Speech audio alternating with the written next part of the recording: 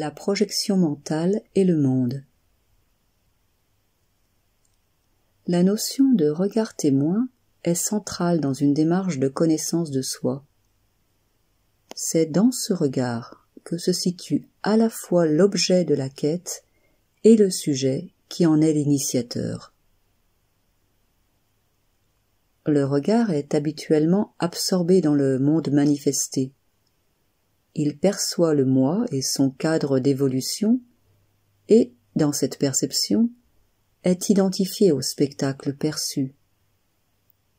Je suis persuadé d'être l'acteur bien réel d'une situation qui est aussi réelle que ce que je pense être.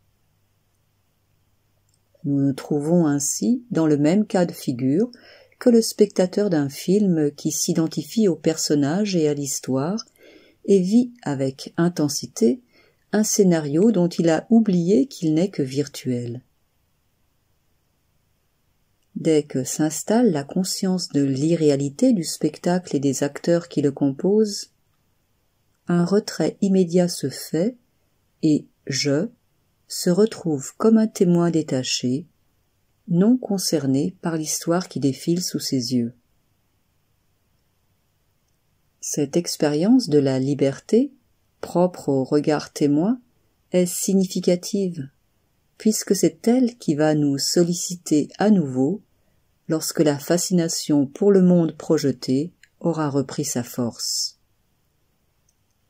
On peut en effet parler d'un monde projeté qui s'éteint dans le silence mental du sommeil profond et se réactive dans l'état de rêve et de veille. Si l'on est attentif au déroulement de ces volutes mentales et à la manière dont le corps s'implique dans cette projection séduisante ou repoussante, une possibilité nouvelle s'installe. Celle de vivre une réalité d'arrière-plan indépendante du film qui se déroule sous nos yeux. Une impression d'une double vie s'installe alors, la vie de scène, avec toutes les émotions qui s'y rattachent, et la vie de l'ermite silencieux qui sourit à la vue de ce monde agité. La première est intermittente, allant et venant au gré du vent des productions mentales. La seconde se rapproche d'une permanence, puisque ce regard silencieux qui contemple le monde manifesté est toujours présent, témoin immuable de la succession des états, de leur émergence et de leur résolution. La conscience et le je. Pour un esprit préparé à une telle compréhension, c'est là où l'investigation de la nature du je prend toute sa place. La question « Qui suis-je ?» lorsqu'elle est prononcée de manière adéquate, est une question clé, puisque ce « je » est la constance obsédante revenant sans cesse dans toutes les pensées qui défilent sur l'écran de la conscience. On peut ici parler de l'écran de la conscience, car les pensées, les émotions, les sensations s'inscrivent dans un regard qui les contient, à la manière d'un écran de cinéma qui contient la totalité des images du film. Notons que, bien que les films soient aussi variés que les histoires individuelles, l'écran, lui, reste toujours identique à lui-même, stable au sein de la mer agitée, silencieux au sein du brouhaha incessant du moi en mal d'affirmation de lui-même. Le silence de la conscience n'est pas une nouvelle fiction inventée par le moi, mais une réalité qui peut être vécue à chaque instant. On parle de silence quand on a affaire à la conscience, non pas parce qu'il n'y a pas de bruit en elle, mais parce que la conscience est, par nature, sans pensée.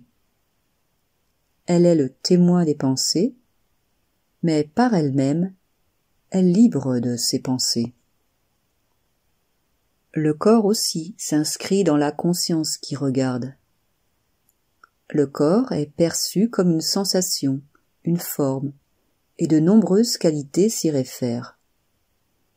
Il constitue la trame de l'histoire personnelle, puisque je est identifié à ce corps et aux actions dont il est l'acteur. Je a oublié que je suis avant tout la conscience qui contemple ce corps, qui sait qu'elle n'est pas lui, mais qu'elle en est le connaisseur. Vous êtes-vous déjà demandé quel est le connaisseur de vous-même? Voyez comme cette question amène à un retournement du regard vers lui-même. L'habitude de chercher au loin l'idéal rêvé est ainsi remplacée par une quête au plus près de ce qui est véritablement désiré. Le doigt pointé vers le ciel se retourne vers le cœur. Le Dieu lointain, inaccessible et hautain, devient si proche que nulle distance ne nous en sépare.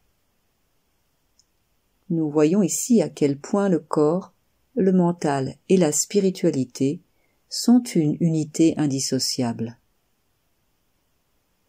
L'expérience de l'incarnation, de la vie dans un corps et de l'identification à lui est une expérience quasi nécessaire, puisque nous la vivons, mais aussi une occasion unique de prendre conscience de l'illusion dans laquelle nous sommes enfermés, illusion qui nous fait vivre l'irréel comme s'il était réel. Ainsi, la totalité de ce que je pense être est souvent considérée comme une fiction, vécue et racontée au premier degré. Ce n'est souvent qu'à l'occasion de séismes intérieurs que la croyance en sa réalité est remise en cause. Le séisme devient alors un ami, puisqu'il nous offre la possibilité de quitter le rêve et de goûter à la joie de la réalité. Dans l'expérience de la réalité, on peut parler de joie, mais une joie qui n'a pas les caractéristiques de celle attribuée au moi, qui se rapproche plus d'une excitation transitoire que d'une permanence stable.